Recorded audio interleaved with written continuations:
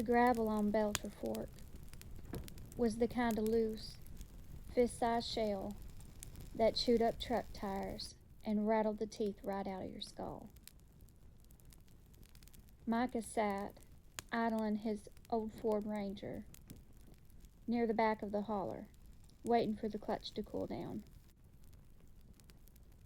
Night had settled over Breathitt County like a heavy wool blanket, shutting out the stars and trapping the thick, damp smell of rotting oak leaves and mountain mint.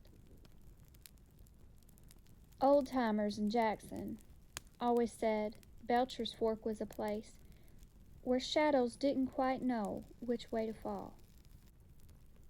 Micah figured it was just campfire talk to scare out-of-towners or keep kids from sneaking off with a bottle of moonshine. That was until the air turned cold enough to frost his windshield from the inside. It didn't come with the rev of an engine or the clatter of wagon wheels. It came with a sound like wet leather slapping against hard clay, rhythmic and bone-dry all at once. Micah flicked on his high beams.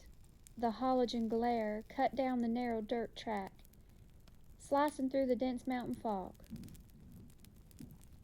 Coming around the bend, moving at a terrifying silent gallop, was a massive coal-black stallion. Its eyes burned like hot coals, and its breath plumbed out in frozen, jagged gouts of steam. Straddling the saddle was a figure draped in a tattered Confederate cavalry coat, dripping with the black, stagnant mud of the river bottom. Where a man's neck should have met the collar, there was only a jagged, seeping void. In his right hand, the headless rider dragged a heavy, rusted broadsword that threw a shower of blue sparks against the exposed shale of the road. Micah slammed his boot on the gas, but the Ranger's tires just spun in the loose gravel, kicking up dust.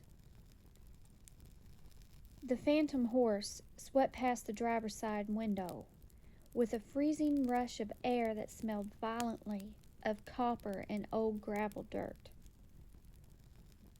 As it cleared the truck, the headless torso swung its arm in a wide, sweeping arc. Clang!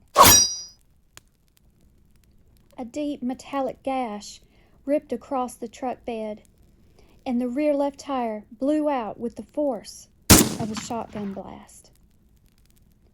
Micah ducked, squeezing his eyes shut as the temperature plummeted. When he finally dared to look up, the holler was dead silent again.